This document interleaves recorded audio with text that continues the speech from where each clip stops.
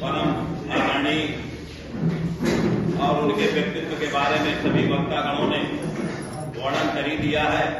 बेहद सौम्य सरल, बेहद हंसमुख मिजाज, श्रद्धेय जनपद न्यायाधीश महोदय, संवैधानिक आस्था के पवित्र प्रतीक के रूप में परम आदरणीय सम्मानित न्यायिक अधिकारीगण,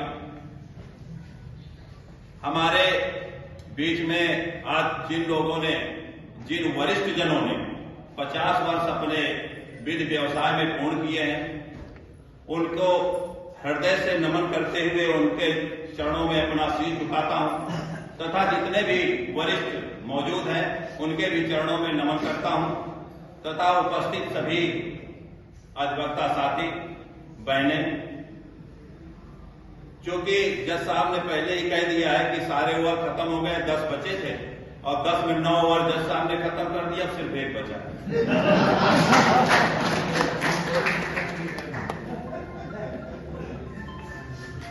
तो उस भूमिका में मुझे उपस्थित होना पड़ा है आपके सामने। और मैं अभी कल मैथोलॉजी पर ध्यान आकर्षित कर रहा था, हिंदू मैथोलॉजी पे, तो 2 लोगों का मुझे वर्णन मिला। एक तो मिला सावित्री का, जिन्होंने अपने तर्क और कौशल से यमराज से अपने पति को, जिन्हें मृत्युदंड दिया जा चुका था, उसे वापस लिया। दूसरा, अपने कमजोर कई बार स्थिति के बावजूद श्री कृष्ण ने अपने तर्कों और अपने ज्ञान के माध्यम से अपने पक्ष को इतनी मजबूती से रखा जो आज भी मान्यता प्राप्त है। और बाबूजी ने जो बात कही थी उसका जज साहब ने जवाब दे दिया है।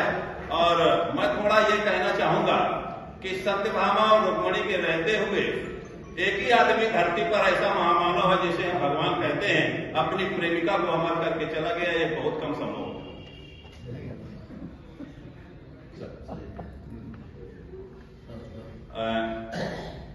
एक बात अमरनाथ में भूल न जाऊं, इसलिए एक बात आदरणीय अमरनाथ को कैथा जी ने रखी कि ऑनरेबल सुप्रीम कोर्ट के सामने संविधान दिवस पर भारत रत्न या कहें हम विश्व रत्न बाबा साहब भीमराव अम्बेडकर की स्टैचू स्थापित की गई है। और आपने अनुरोध किया था परम आदरणीय जनपद न्यायाधीश महोदय से कि अपने परिसर के में भी एक उनकी स्टैचू लगनी चाहिए।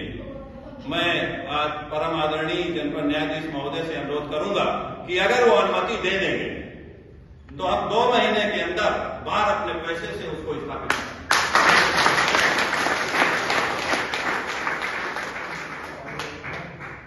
रही बात तमाम वक्ताओं के द्वारा पैसे में गिरावट की बात की गई, मैं इससे बहुत ज्यादा सहमत नहीं हूं, इसलिए कि संपूर्ण वातावरण, पूरे वायुमंडल को आप देख लें। जो ऑक्सीजन आज से 40 साल पहले आपको मिलती थी, क्या वो आज उपलब्ध है? जब संपूर्ण वातावरण ही प्रदूषित हो गया है, खान पान देख लो, कोई भी चीज प्रकृति में ऐसी चीज नहीं बची है जो शुद्धता के अपने अंतिम शिखर पर मौजूद हो। जो गंगा कल बहती थी 40 साल पहले, अविरल निर्मल गंगा, क्या आज वो रह गई नहीं? तो जब हर चीज में हैरास हो गया है, गिरावट आ गई है, तो स्वाभाविक है उसी धरती के हम भी बनते हैं, कुछ न कुछ उसका प्रभाव हमारे ऊपर भी आएगा और आ रहा है लगातार। लेकिन क्या जो चीज प्रभाव आ रहा है उससे हमें बचा जा सकता है? क्या हम अपने उच्चतम नैतिक आदर्शों का पालन करते हुए जो पॉल्यूशन आ गया है या प्रदूषण आ गया है या जो गिरावट आ रही है उससे क्या अपने को बचा सकते हैं? लेकिन इसका जवाब आएगा कि अगर सतत और सार्थक और सकारात्मक प्रयास किया जाए तो निश्चित रूप से धरती पर कोई ऐसी चीज नहीं है जिसे बचाया नहीं जा सकता। तो हमारा तो यही अनुरोध है सभी से, और हर कार्यक्रम में मैं अपने उद्बोधन में सबसे यही अनुरोध करता हूं कि दुनिया में क्या हो रहा है उसमें हमारा बस नहीं है, लेकिन जहां पर हम हैं वहां पर क्या हम एक आदर्श स्थिति नहीं पैदा कर सकते? एक बार के माध्यम से अपने को अपने उच्चतम नैतिक आदर्शों का पालन करते हुए कम से कम एक प्रदेश में ऐसा मैसेज दें जिससे ये लगे कि नहीं, आप फतेहपुर की बात है जो अच्छे आदर्श कार्य करने जा रही है और काम कर रही है। अच्छे ढंग से पढ़ के आवे। मैं लगातार यही कहता हूं कि कोई भी जूनियर हो या सीनियर अधिवक्ता अदालत के अंदर जब प्रवेश करे तो मसाला खा के न जाए, पान खा के न जाए, बढ़िया कोट पहने हो, जूतों में पॉलिश हो, अच्छे सफेद कपड़े पहन के जाए, जिससे लगे कि नहीं हाँ हम अधिवक्ता हैं।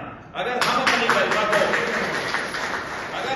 गरिमा को ध्यान रखेंगे, अपने पहनावे को ध्यान रखेंगे, अपने डेकोरम का ध्यान रखेंगे, तो निश्चित रूप से सामने वाला जो क्लाइंट है वो भी आपको महत्व देगा और जिस अदालत में आप प्रवेश करेंगे वहां भी आपको महत्व मिलेगा। बहुत बार ऐसा होता है कि जज साहब सवाल पूछ रहे हैं, उसको यही नहीं बेचारे को, कई लोगों को पता रहता है कि हम किस केस में बहस करने आ गए, तो कम से कम जैसा आप सीनियर अभी कह रहे थे कि कम से कम अच्छे ढंग से तैयारी करके आइए। जिस चीज में भी आप जा रहे हो, जिस फाइल को देख रहे हो, सीनियर के साथ बैठिए। अगर आपको नहीं जानकारी हो पा रही है तो सीनियर के साथ बैठिए, उनसे सवाल पूछिए और वो उनसे अपनी फाइल की तैयारी करके फिर माननीय न्यायालय के समक्ष अपने तर्कों को समर्पित करिए, तो उससे आपकी भी इज्जत रहेगी और जिस क्लाइंट के लिए आप 2 पैसा लेकर के काम कर रहे हो, अपने उचित श्रम का उचित मूल्य लेकर के वहां काम करने के लिए, उसको प्रभावी तरीके से अपनी बात कहने के लिए खड़े हुए हो, तो उसमें दमदारी से भी अपनी बात कह सको।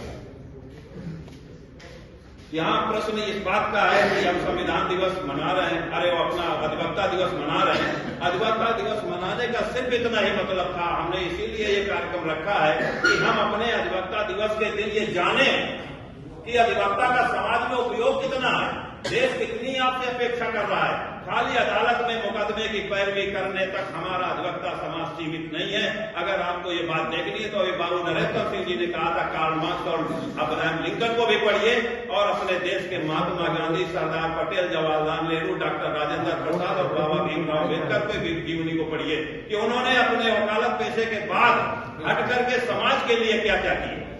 समाज आपकी तरफ देता है कि आप कितनी रचनात्मक और सृजनात्मक और सकारात्मक सोच से इस विध्वंस और विनाश की दुनिया में रचना और निर्माण का काम कैसे करने जा रहे हैं, वो आपसे पूछ रहा है, आपकी तरफ देख रहा है। तो इसलिए मैं सभी से अनुरोध कर रहा हूं कि कोई ऐसा काम ना हो कि अगर दरोगा जी को फोन करना पड़े तो वो कहें कि नहीं अध्यक्ष जी, आपके वकील साहब ने ये अपराध किया है, ये मोटरसाइकिल की चोरी नहीं बाल है, ये सवाल ना आना पाओ। कम से कम हम जिस विधा में हैं, जिस व्यवसाय में हैं, सभी लोगों ने वर्णन किया कि नहीं बहुत नोबल प्रोफेशन है और बहुत सम्मान का व्यवसाय है, तो उसको बनाए रखने के लिए, उसको बचाए रखने के लिए हमें उन आदर्शों का भी पालन करना होगा।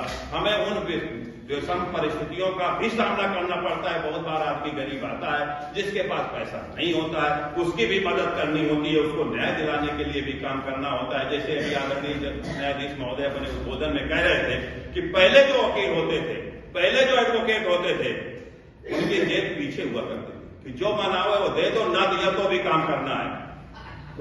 ऐसी भी परिस्थिति आ जाती है तमाम बार कि तमाम निरीह और दुर्बल व्यक्ति आते हैं जिनके पास पैसा नहीं होता है और उनके साथ वास्तव में अपराध हुआ होता है, ज्यादती हुई होती है और उसकी मदद करना होता है। तो ये भी हमारा एक धर्म है कि हम अगर ऐसी परिस्थिति में उसको पैसे की वजह से इनकार न करें कि उसके पास पैसा नहीं है इसलिए उसको काम न करें।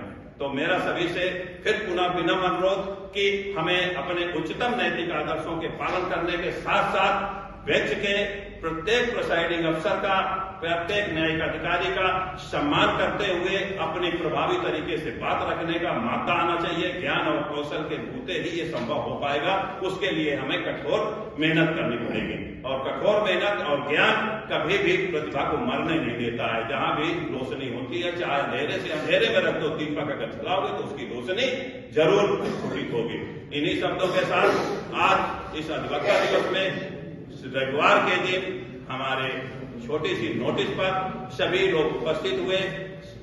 मैं सबसे ज्यादा अपने परम आदरणीय जनपद न्यायाधीश महोदय एवं न्यायिक अधिकारी महोदयों का हृदय से आभार व्यक्त करता हूं तथा अपने सीनियर्स के चरणों में नमन करते हुए पुनः उनका आभार व्यक्त करता हूं। धन्यवाद। Thank you.